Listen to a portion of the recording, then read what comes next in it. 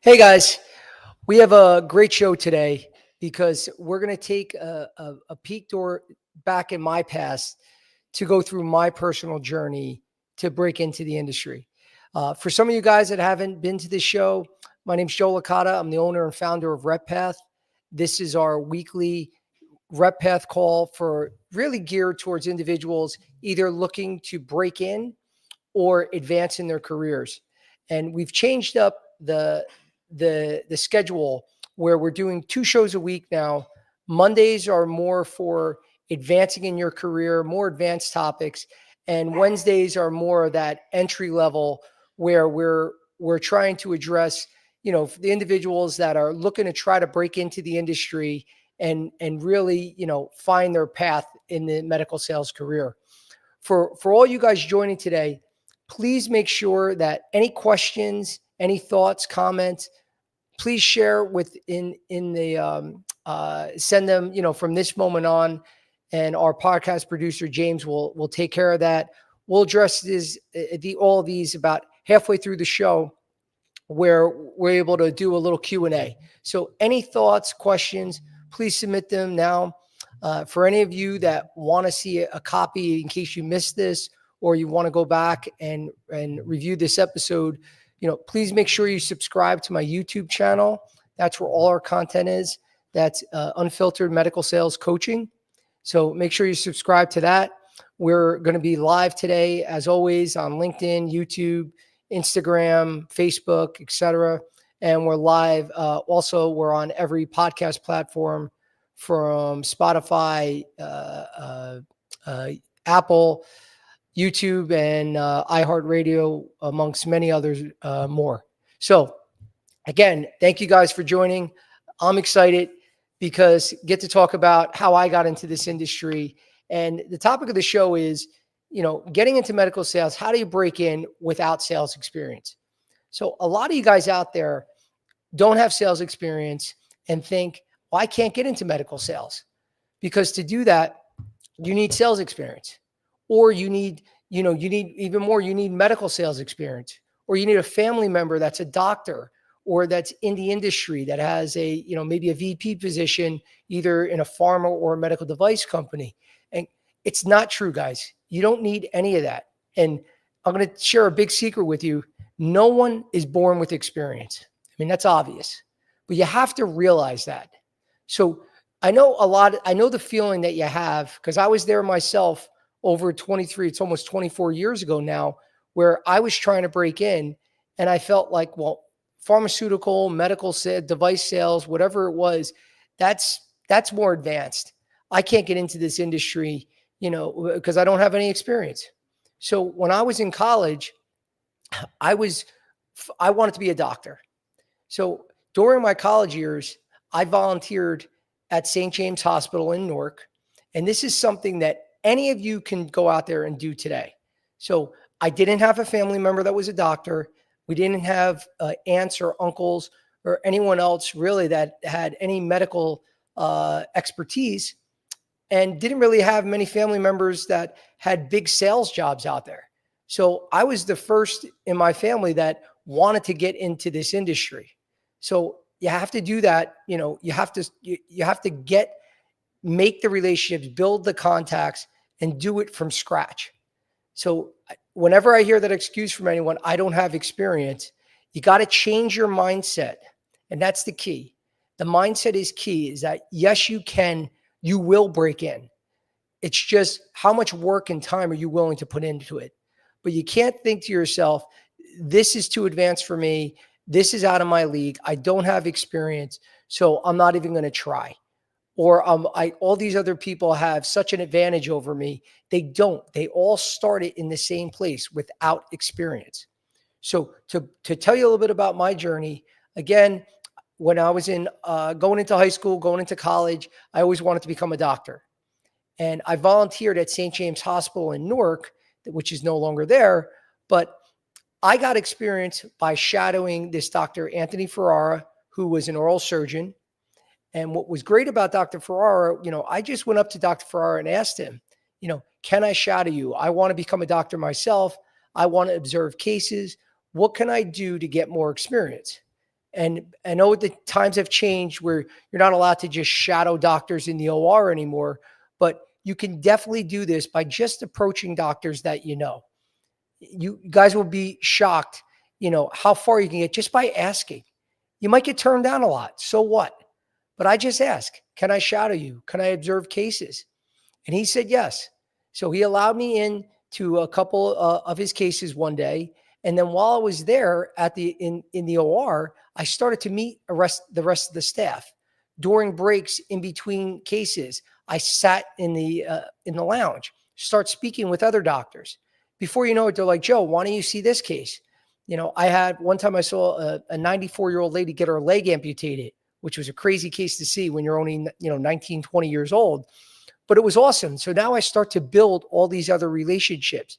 I became friends with Dr. Colavito, who was the chief of surgery at the time there.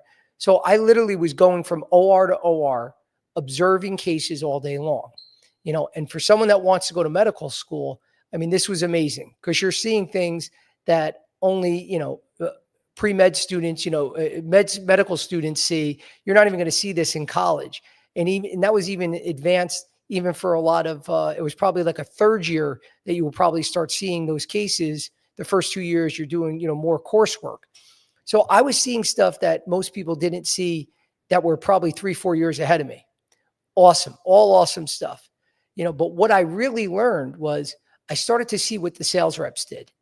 And I never really knew. I heard of pharma reps, I heard of device reps, but I really had no idea what they did. And I remember being in cases, seeing these young 24, 25-year-old guys coming in there, and they're telling the doctor who's 60 years old with gray hair what to do during these cases. And that blew my mind. I was shocked. I saw one ortho case where I didn't know who the doctor was. I really did not know. The only reason why I knew, because I assumed the older guy in the room is probably the doctor. And I thought that was a younger doctor that was telling him what to do. So I was shocked that a younger guy was leading the case, but I thought the younger guy was the doctor. So, and it blew my mind after the case when I introduced myself and he handed me a card that he worked for one of the device companies. And I was shocked. It was an amazing moment because I'm like, wow, this is out there. Like, this is what a salesman does. To me, a salesman is the annoying guy that knocks on the door and tries to get you to buy whatever bullshit they're selling. And this was not what I thought. I never thought that they would have that much respect in the operating room. Obviously this was a great rep that, wasn't his first rodeo, where he's been working with this doctor a while. So they did look at him as a true asset. And as I learned as time went on, that takes time too. But it really got me interested on the sales side. So I never thought about sales. Sales to me was something that, just wasn't in my character. I didn't think I could do sales. Didn't think it was for me. I was just focused on being a physician.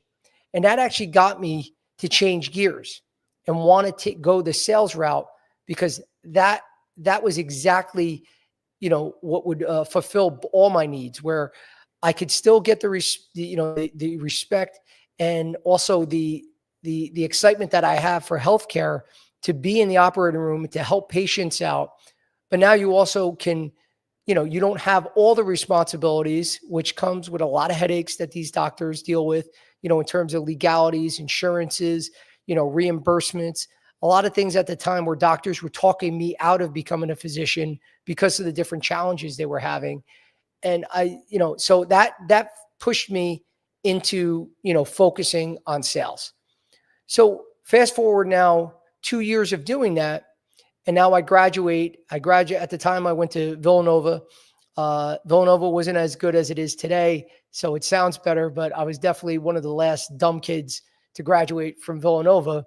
But at the time, when I got out of school, now I want to get into medical sales. I'm fired up. So I start getting my resume sent out. I was sending my resume to anyone and everyone. And didn't matter who it was, what company, what opening. I went at the time, they used to have these it was like a cattle call type of job interviews where it would be at like the Hilton or the Marriott, where hundreds of reps would show up, multiple companies would be there. And then you would literally wait online to interview whatever companies you were interested in. And so all the pharma device companies had like maybe 100 people waiting online just to sit there and introduce yourself with the hiring manager. It was crazy. But I did all this and I was getting nowhere, literally nowhere. I was shocked. I got a biology degree from Villanova. At the time I was geared to go to medical school. I actually got into a medical school in St. George's in Grenada, and wind up pivoting and not going through with that and wind up going the sales route, like I said. So I thought I had all the credentials in the world, where this was a step back. I wanted to be a doctor. Now I'm going to be a salesman, and no one even get back to me. It blew my mind.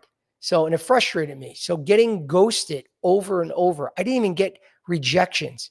I got ghosted. Hundreds of resumes sent out. Tons of those types of interviews, those cattle call interviews, trade shows, all those things I went to, and I got nothing out of it. So I realized I got to change. I got to do something different. And I had a few friends in the industry that took B2B sales roles, and one of them worked for this company called Carico. And Carico was a company that sold home health products. They sold air purifiers, water filters. And they told me, they're like, if you really want to get into medical sales, get B2B sales experience. Now, some of you out there, because I get it too. I'm like, I don't want to do that. I don't want to sell stupid products that people use in their house. I don't want to, sell Cutco and be like an Avon lady going knocking on doors. But my friends that went through this, they're like, number one, you don't know if your sales are for you. You think it's for you, because just like a lot of you today, I'm sure you hear from a friend, from an aunt, an uncle, someone that's in the industry, your neighbor. They tell you how it's great. They're making good money. They get a company car. Some days when they're done at 12 o'clock, they can go play golf or meet with their friends for lunch. They don't have to be behind a desk all day. All those things are great. But until you know what it's like to get doors slammed on your face, to not see people, call after call, to get ghosted, to get rejected, to have people look at you like, what is this garbage you're selling? You don't really know what sales is, and if sales is for you, until you do that. So that's why I always strongly suggest, guys, you have a long career. You could be doing this the next 60 years of your life, literally. Don't rush just because you want to get into medical sales and have these B2B sales opportunities like an ADP, Paychex, Cintas, UniFirst. Don't rush it, because getting that experience a lot of times is so good that candidates don't leave. They stay at those jobs for a career. And there's a reason why. It's because they're paid really well. So you could still have a great career if you get into B2B sales and not want to get into medical sales later on, which is okay. But to get that experience, that's how you really know if sales are for you. So I highly suggest, if you're struggling and you can't break in, don't just give up and say, I can't get into medical, so I'm done. That's not the right mentality. The mentality that the rep that does become a successful medical sales rep, they don't care what they have to do. They will do whatever it takes. So getting back to the mindset, like I said earlier, definitely don't be intimidated by not having the experience, but also have that attitude that I will do whatever it takes to get into this industry. I will sacrifice whatever it takes. That's what the reps that break in, that's the mentality they have. If you're calling up and you're saying to a recruiter, whoever is trying to help you get a job, well, Joe, I'd like to break in, but I don't want to be in the OR, and I don't know if I like pharma that much either. I definitely don't want to be an ortho, and you have all these limitations. Guys, this is not for you. Straight up. I mean, the more that you get experience in your career, then you could be picky, but definitely not at the beginning. So don't have that, I won't do this, I won't do that. Be open and be willing to do anything to break in. So back to where I was, I had the job at Carico. First couple of months there, I was a disaster. I couldn't sell anything. Nobody was booking an appointment. Then when I got appointments, people looked at me at the end of the call and said, what the hell is this? I don't want any of this crap. I was awful. I was actually a very bad sales rep. I didn't know what I was doing. But over time, you get better and better. and you build that confidence. And that's the key, guys. The more you do this, the more confident you're going to get. You're going to be in your first operating room. And again, you're going to be a disaster. You're not going to know what to do. You're going to freeze up. They actually say that you lose, 10 IQ points in the first case that you're in when you're by yourself. And it's true. You actually get a little dumber. I know it sounds crazy, but you're so nervous and you don't want to screw up that you end up, hopefully it's not a major screw up, but you forget things. You start overthinking. You're just very nervous. But when you get that sales experience and as time goes on, you get better and better and better. And before you know it, you're so comfortable that now the sales start coming in because you're not nervous anymore. You're not thinking. You're just doing, and that's the place where you need to be in any sales role, where you get very confident, and that shows in your presentation because you know much more about the product. You know about the features and benefits. You're ready for those objections because you heard them now 50 times. So you're not just, clamming up, deer in the headlights, like, I don't know what to say next. This person doesn't want my product. You're ready for it. So it's getting those jobs too helps you become a better salesman overall. So whether you're in B2B or medical, focus on being the best at what you do, being number one. Because getting a B2B sales job, even as if you're using it even for a bridge to get into medical sales, that's not enough. Guys, you still have to perform. So some of you think because I get these calls all the time, Joe, how long do I need to do this B2B sales role? Do I need to do it 6 months? I've been here 9 months. Is that good enough? And that's the wrong attitude, guys. I want to see, so what are you ranked? What is your growth? Are you hitting quota? Did you get any awards? These are the things that you have to be putting on your resume from day one. Once you start getting that, that's all you should be worried about, is that no matter what job I get, I'm going to be the best at. That's the way a high performer thinks. That's the way these top medical sales reps, that's how they become the best, because it doesn't matter where they are. They're going to be the best at it because they're obsessed with the competition. They're obsessed with competing. That's why they like college athletes, guys. That's why they like military, ex-military, because they like people that are disciplined and are going to achieve their goals. And a lot of those candidates with those backgrounds have those skills. So focus on being the best no matter where you're at and really honing your sales skills, because just putting in time, looking at your watch, saying, how many more months do I have to do this crap before I get into medical? It's not going to get any easier. Companies still aren't going to get back to you just because you have a little experience. If you didn't perform there, then why should they want you? So take that as advice that the main point of that is you don't have to rush. So getting one of those jobs first is great. I hope everyone breaks in right out of college and gets their first medical sales role the day they graduate. I really do. But the reality is some of these companies want to see that experience first. And don't take it as you're losing out. You're falling behind. You're not. You don't know if you can sell yet. Get good at selling, and the jobs and opportunities will come. I promise you that. The better you get at selling, the more opportunities you have. So getting back to my story, remember, I came out of school, nobody would talk to me.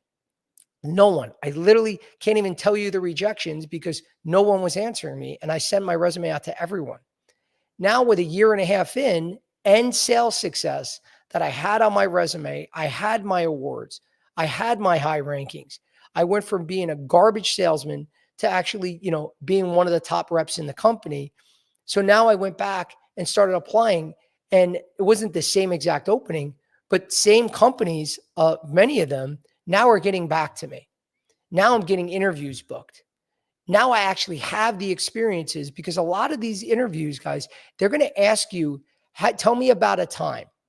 So when they talk about the STAR method, most of you probably know what that is, but for some of you that don't, the STAR is situation, task, action, result. That's the way they want to see how you answer these questions. And they formulate that. The way they ask that is, tell me about a time you experienced this. Tell me about a time you had to overcome a difficult customer. And then you walk through that But the only way to really answer these really well is by having the experiences. And that's what you get from your B2B sales role. That's going to give you that. You're going to be so confident in these interviews because you experience a lot of the things that they ask you. I mean, they ask a lot of the same questions for a reason, because they want to see if you really learned anything. You have these experiences. Let's be real. Some people can make up stuff on their resume. To me, I didn't even care if you make something up on your resume. It doesn't really matter to me. But if I get in front of you, now I'm asking you questions, you can't answer them correctly. Now we have a problem. Now I don't even care if you did say you were 3-time President's Club winner.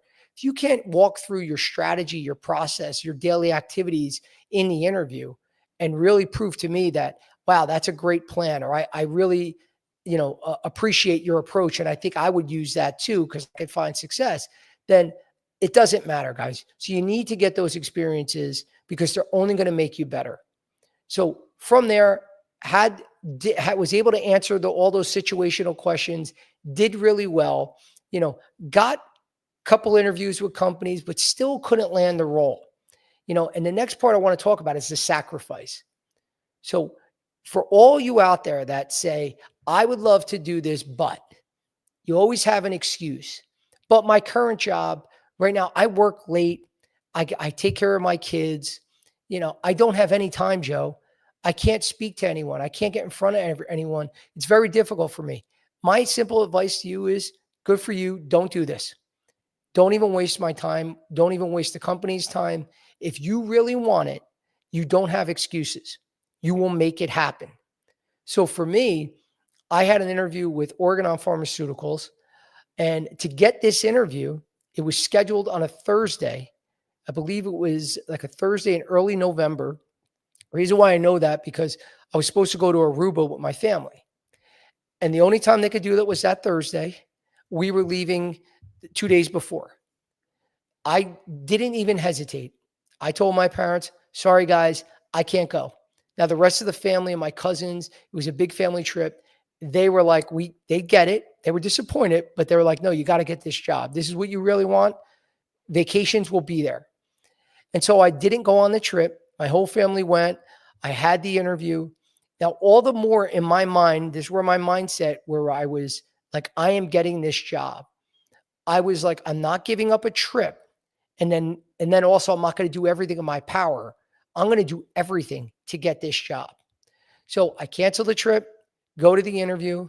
But before I went to the interview, I reached out to every rep that was in my district. I reached out to everyone. Most of them didn't get back to me. I actually had 4 people got back to me out of 11.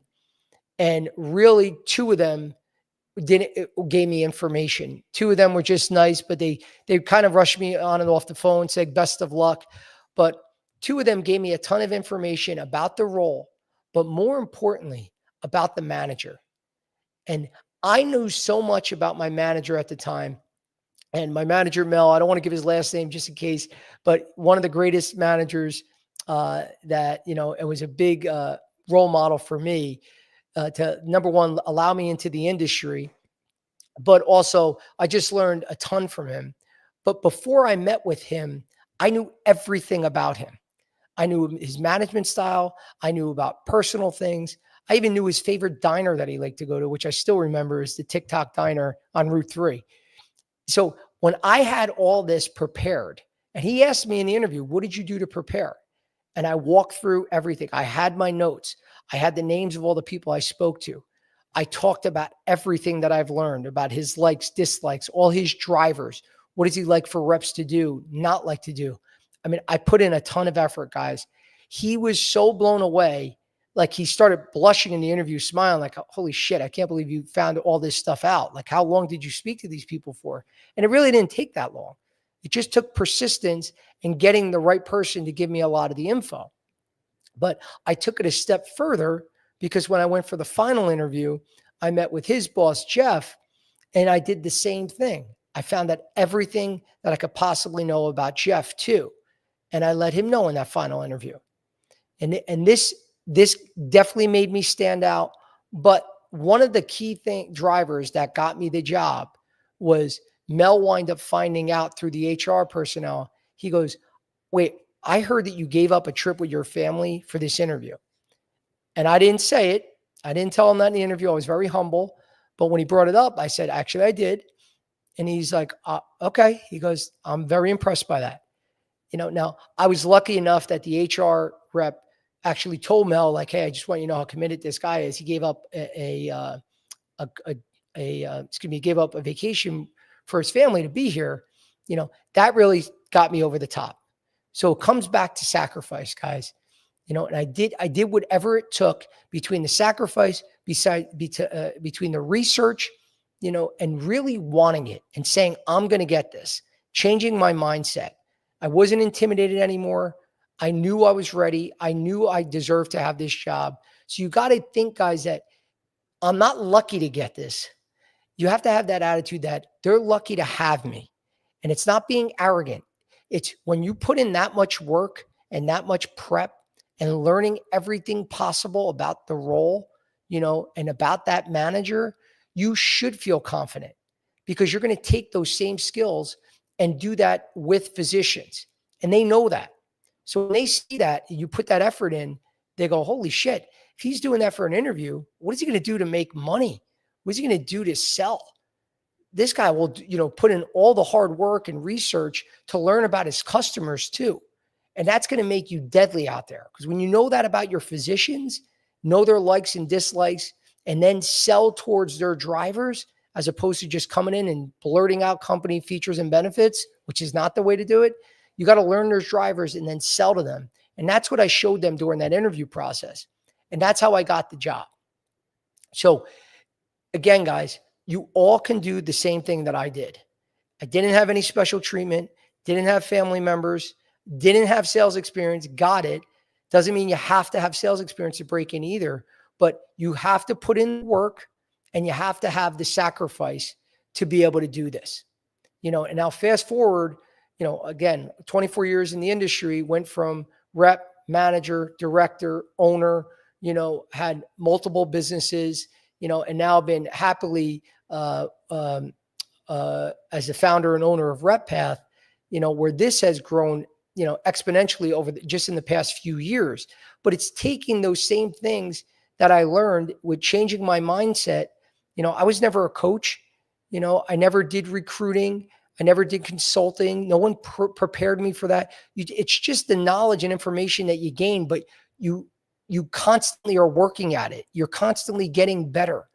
So it's the same thing that I learned as a sales rep and improved throughout my career that will help you, with future roles, would help you with future advancement. If you do decide to start your own company, these are all skills that are transferable to help you to be successful.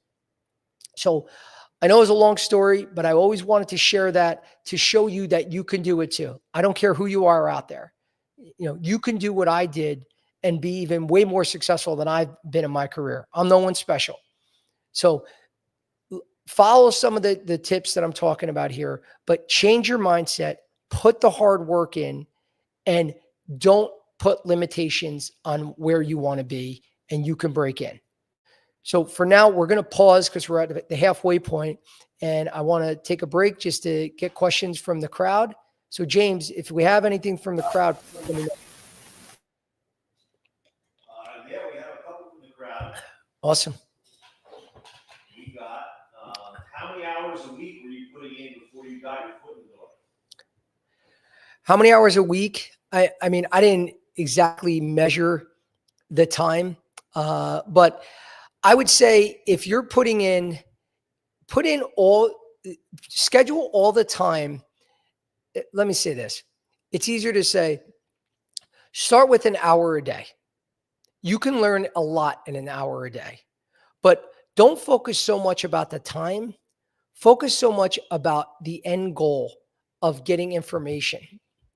So for instance, I didn't focus so much that I'm going to put in 5 hours a week to try to get the job at ABC company. I said, I'm going to keep contacting people until I speak to at least 3 reps to learn more about the hiring manager and the role. So focus that way. What's your goal? What are you trying to learn? And then don't focus so much on the hours. It's not that much time hour wise, guys. A couple hours a day, it tops, and you will learn a lot. But it's just being persistent. It's not hard to create a little message, cut and paste, personalize it, and send it to 50, 100 reps, 100 people that work at the company. It doesn't matter. That's quick. It's, do you do the follow-up? What if they don't respond that first time?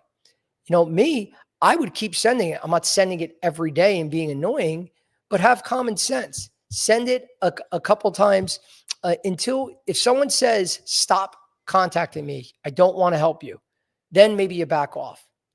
But until they say that, keep going, guys, because again, you have to show them that you're not going to back down from a doctor just because they didn't get back to you. You're going to keep being persistent. So keep showing them that during the process, and just have your end goals in mind of how many people you want to speak with, what information you're going to get, what are your goals? And it doesn't matter about the time. Do that until you get the goal.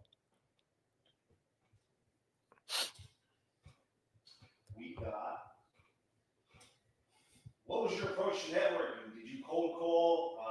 They asked to be DM, but you're a little older, so probably not. DM wasn't around. Do something unconventional. So the first thing I did, so if any of you couldn't hear that, it was, what did you do to network? And DMing was definitely not around back then. You had to knock on doors. So the first thing I did, going back to college, but some of you, even if you're not in college, you're out of college, you didn't go to school, start with physicians and people in the industry. Because even though physicians aren't sales reps, you get to see a day in the life. You get to pick their brain. They definitely could tell you what it's like with their interactions with reps, and even if it's as simple as, what do reps do that piss you off, or what do reps do that you really like, and finding that information out first, because you'll hear a lot of the same opinions from these doctors, which it's great advice to get. And if you can, ask to intern. Sometimes it's, it could be even spending a couple of days and maybe bringing lunch in for the office. And the doctors will say, that's fine. You might not be able to get into every area because of HIPAA laws and all that, but at least you could see a day-to-day what a doctor's doing. If you can ride along with a rep. Now, these times have changed from being able to walk in and out of hospitals, but you never know. The rep might say, no problem. Again, offer to buy them lunch, coffee, whatever. These guys have been in your shoes before, so don't assume that everyone's going to be nasty to you and doesn't want to help you. But until you ask, you don't know. So don't be afraid to go up to people and just start talking to them. Whenever you know someone that's in the industry, have a conversation. Now, when it comes to LinkedIn, which is an amazing resource, you don't want to just reach out to reps all day long, because you could do that until you're 500 years old. Start with the opening, where there's an actual opening that wants an entry-level rep, that you meet the requirements. And then when you send your resume and list the reasons specifically on how you meet each requirement, then start talking to reps and reaching out to them that are in that division for that specific company. Because the closer they are to that opening, the more likely they are to help you out. So I'm not a fan of just reaching out to anyone and everyone on LinkedIn, because again, it'll take you way too long. But once you know there's an opening and then you target that company, I'd rather see you be laser focused on those couple of openings that are available than just sending your resume out to hundreds of open jobs out there. So definitely do whatever it takes. Knock on doors. If you're in the car today and you're going to get home at 5:00, stop at a couple offices. Just stop on the way home. Say, hey, listen, I'm looking to break in. Do you have any information? Can I speak to the doctor? Are there any reps that I can call? They have their contact. They have their cards everywhere there. Just be ballsy, guys. Just, what's the worst that happens? They say, no, I can't help you. So you're in the same place you were. So, and you're going to get that, but you're going to get those one or two that say, actually, you know what? Yeah, so-and-so is actually leaving right now. Where a rep will be leaving, or the doctor could be behind the counter and say, how can I help? And when they see you and meet you face to face, this is where your salesman skills come out. If you're really good, this is a good chance to see, because this is real. If you can't handle that, if you're like, nah, I don't want to bother them, I don't feel comfortable going in there and just asking them for an internship, then you don't belong in this industry. you should not care. You know, you don't want to be arrogant and annoying, but you got to have that thick skin. Be like, whatever. They don't want to work with you. No problem. Thank you for your time. On to the next office. You keep doing it. I'm telling you, that will get you further because it's going to teach you the rejection, or even worse, the no access, and see how creative you get to that decision maker to get some info or advice or an internship, whatever it is you're looking for. We have.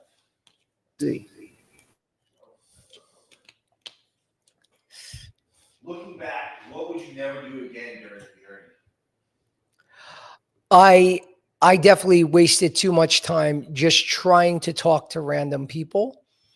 Now, and that's what I'm talking about, where if someone says there are no openings, or, you know, you're just aimlessly knocking on doors, you don't want to aimlessly, again, you got to have that goal in mind, you know, and this is when I already had a job in the industry. You want to focus on where the openings are.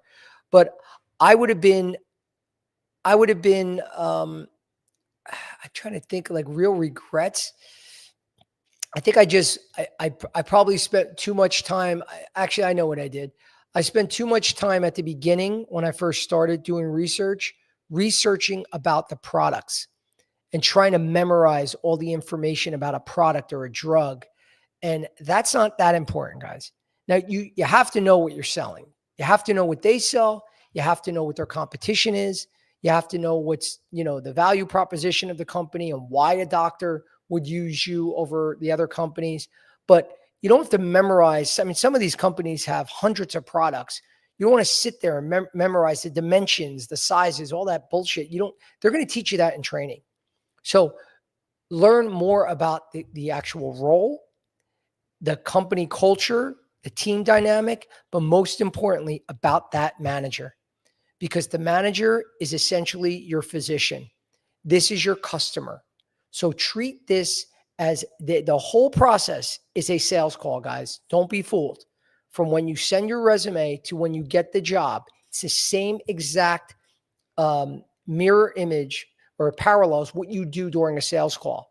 From when you get that doctor's information to when you call on the doctor, when you get face-to-face, which is the same as an interview, to when you get the job, which is the same as closing a deal, getting a purchase order, getting a commitment.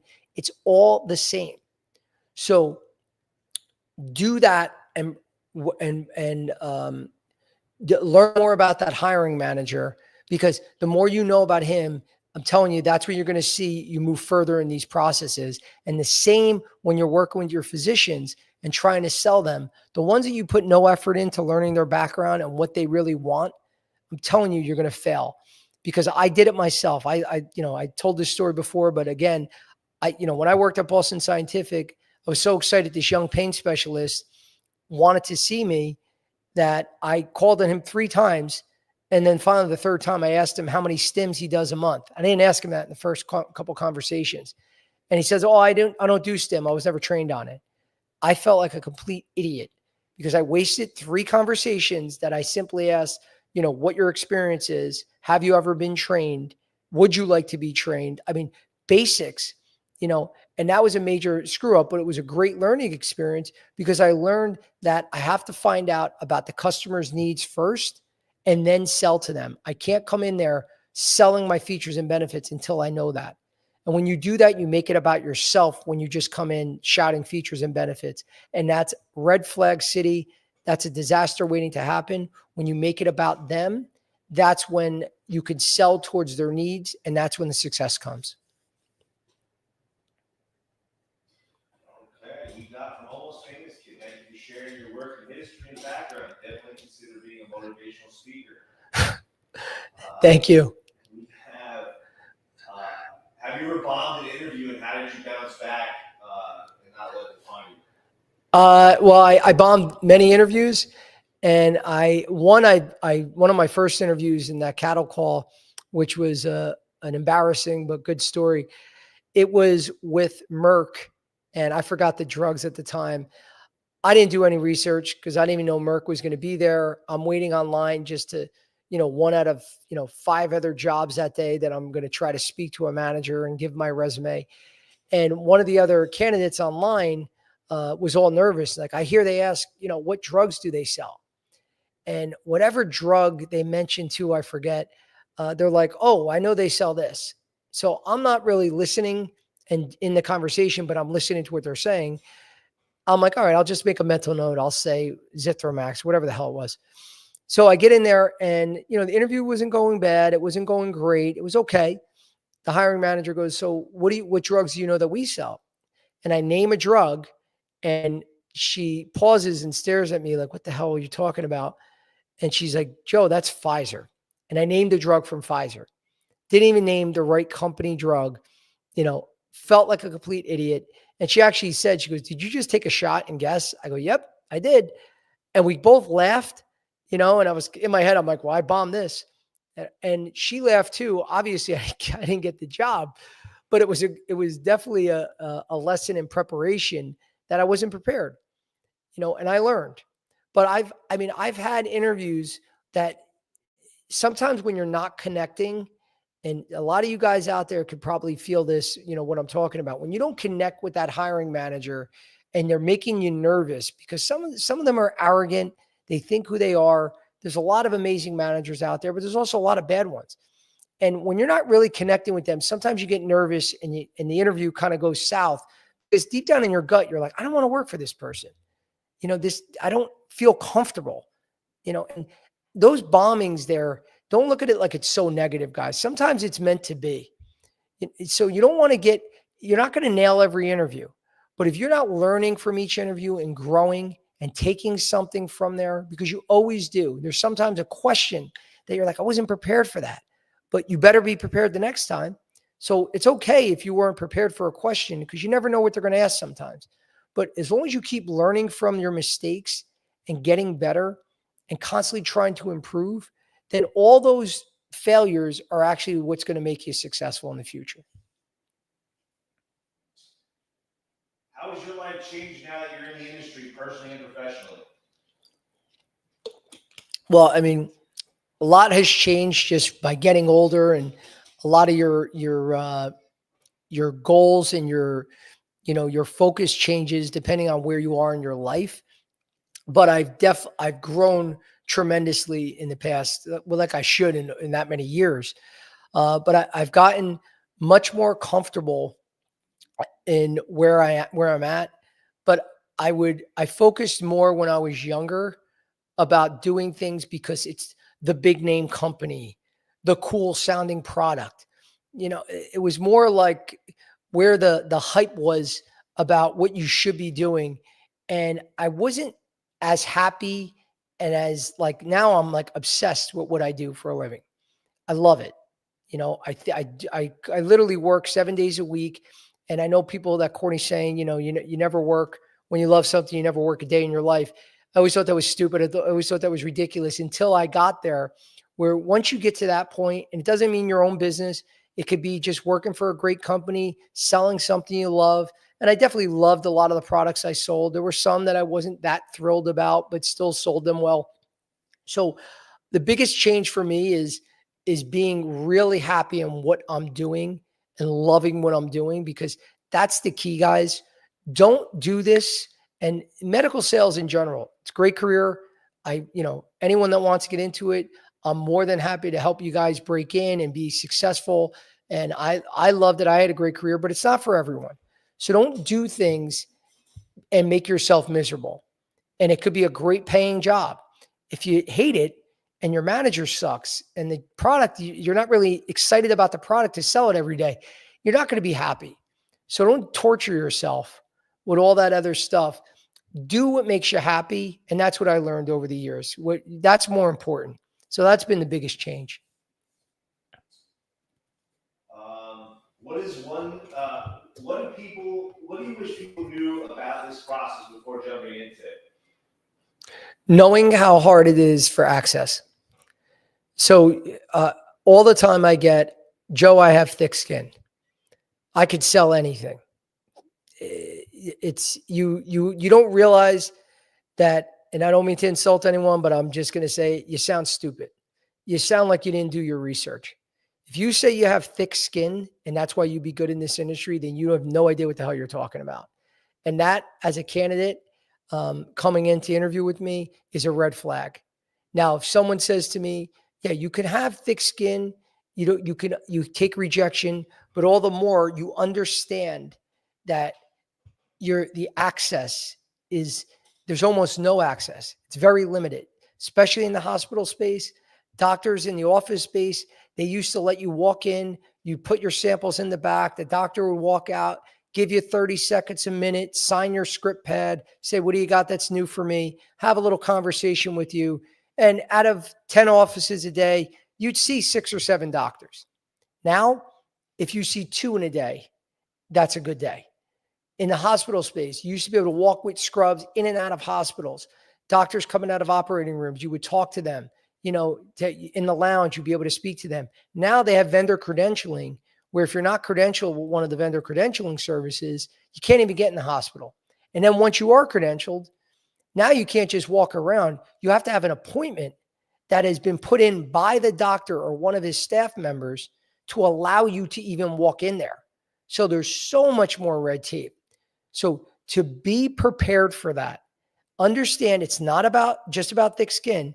It's about understanding how the access is changed, and you have to change with the times and get creative to get your messaging to your customer. So if you really understand that, and that's where your conversation should be whenever you're speaking to a rep, whenever you're speaking to a doctor, how do they handle this? What do you do when you can't see a doctor? How do you become successful and get your messaging across? And again, these are some of the skills that I teach, in the RepPath Academy, where we go through this, that really prepares you for this skill, because this is a very important skill, if not the most important, to be successful in this business. It's getting your messaging across with no or limited access. We have, what's the hardest thing that you had to unlearn or let go of to succeed in the industry? Being stubborn, sticking to, you did things that used to work and now they don't, and to change your old habits. I mean, that's hard pretty much in anything you do, but you have to get by that. Things change, time changes. Throughout my career, social media wasn't always around. It came around in the last 10 to 15 years, but when I first started, it was non-existent. You were leaving actual notes for doctors to invite them to dinners. You would go around with printed invites and drop them off. I mean, obviously this day and age, that's crazy. Some reps still leave handwritten notes, which some doctors find like, oh, that's original. That's old school. So you might get a response here and there, but bottom line, you can't just leave handwritten notes all day. You got to get with the times. Marketing has changed. Everything has changed. You got to, adjust to whatever new platforms and social media are.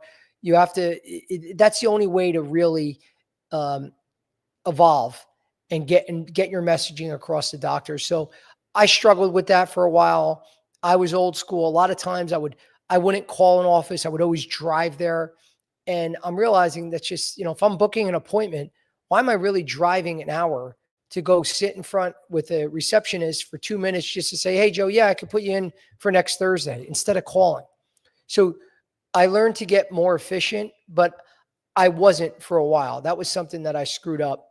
And I look back at it, I'm like, wow, I wasted a lot of time, driving time when I didn't need to.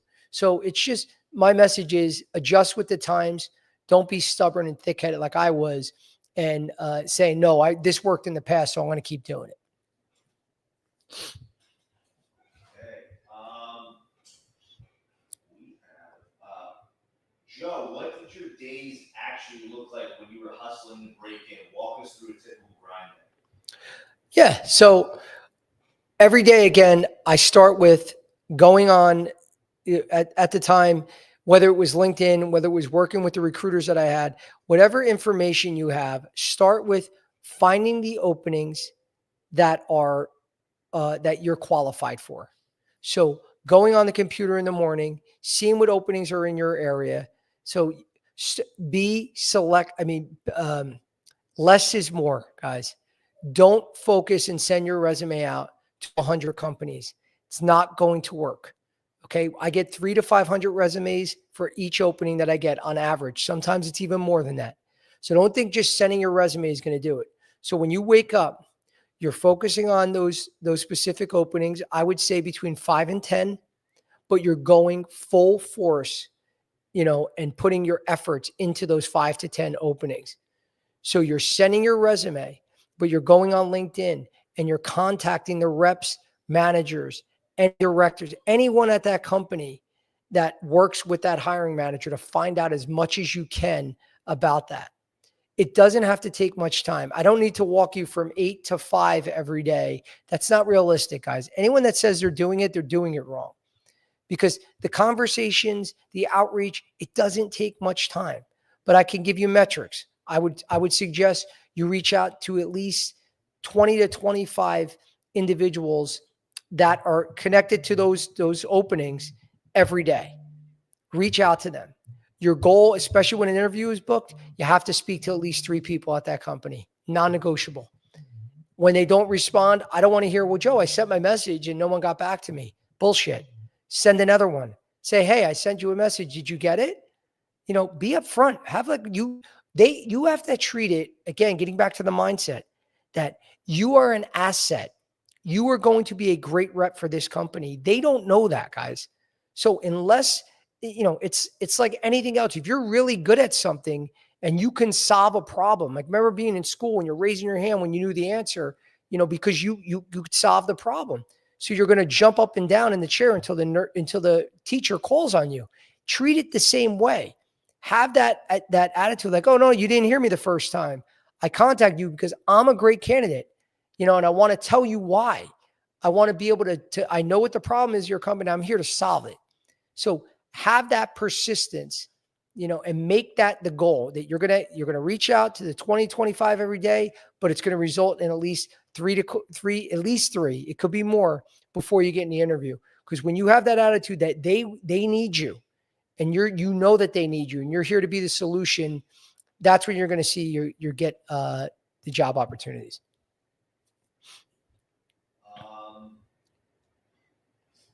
What kept you going after facing a lot of rejection during the interview process? My motivation was I'm not giving up. It doesn't matter. I'm getting in. So I don't care if I get rejected for 3 years, 10 years. It didn't matter. I was going to break in. This is what I want to do. So I didn't put a timeline on it, but I didn't, when you get to the final round and they pick someone that's internal or whatever reason, yes, of course you come home, you curse, you want to break things, you get frustrated. It sucks, but don't, again, it's almost like when, you lose a game in sports. Did you quit because you lost? No, you get up the next day, do it over again. So that was the mentality I had. I'm not stopping until I get my goal. So that's what always kept me going. So know that you're going to get rejected. The advice is to always take something and learn something and grow. And those failures, don't look at them as failures. They're just steps towards your success. I mean, you heard Michael Jordan, took however many, thousands of game-winning shots that he missed. Wayne Gretzky missed however many shots on goal. All those old school sports stories, but they're true. They failed a lot, but they're still considered the greatest, they're GOATs in their fields, in both their sports. So have that same mentality, guys. Just, you're going to get it. It doesn't matter. That's all part of the process, the failures, but you're not going to stop. Joe, did your friends and family understand what you were doing, or did you feel like you were on your own? I felt like I had their support, but it wasn't, to be real, my parents every day, they weren't, dressed in cheerleading outfits saying, Joe, we're so excited. Where are you in the process? Like we're all rooting behind you. I mean, they knew that I really wanted this, but it was just that they were supportive, that they knew that whatever I wanted to do, whether it was medical sales, I mean, I could have been a plumber, an electrician, a doctor. It didn't matter. They were behind me in whatever I wanted to do. So they were always supportive, knowing how passionate I was to get into this field.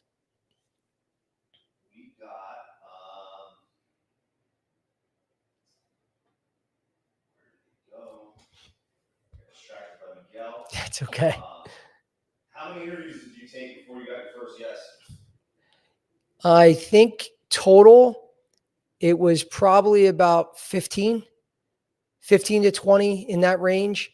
I mean, there were some interviews, there were some screening interviews with recruiters that didn't move me forward. I went to a couple final rounds.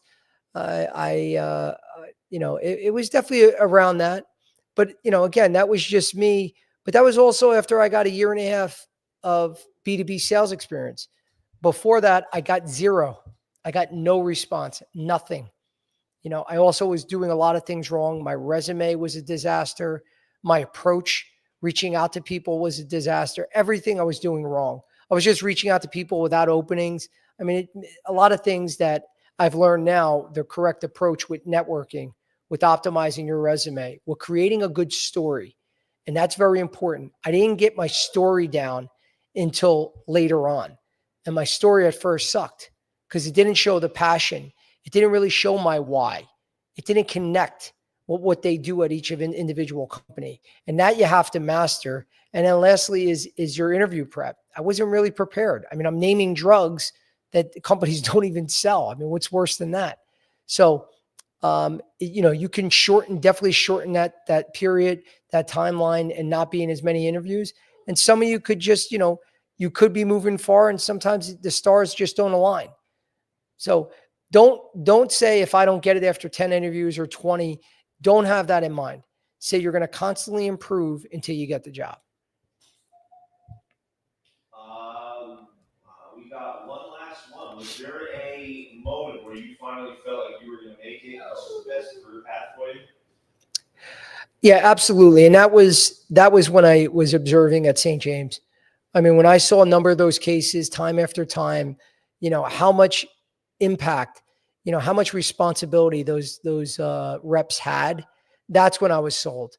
When I saw them listening to physicians listening to them, and them actually taking control of the case and being such a major part of it, I mean, that's when I was all in. So that was my moment. That's all I got. Awesome. Well, guys, again, we're coming up on time for today. I want to thank everyone for joining. As always, for all our lobby members, please make sure that, to get additional discounts, and this is open to anyone looking for coaching, please DM me, whether you're looking to get help with your resume, help advancing in your career, whether it's networking, telling your story, interview prep, whatever it is, we help you not only break in, but advance in your career here at RepPath. So love for you to be a part of the RepPath Academy. To do so, just message me. You can shoot me an email, send me a DM. My email is joe@reppath.com. And for all you lobby members, to get additional discounts, please send in, when you message me, the promo code Licata, Licata, to get additional discounts. Continue to again, subscribe to my channel, Unfiltered Medical Sales Coaching. And then every Monday and Wednesday, guys, 3 p.m. Mondays are going to be more advanced topics. Wednesdays are going to be more entry level, but they're still going to be able to provide value no matter how many years you've been in the industry. Because when we talk about resumes and interviewing and all those tips, it's something that anyone can benefit from. So I want to thank you guys again. Thank you for joining, and I'll talk to you soon next week.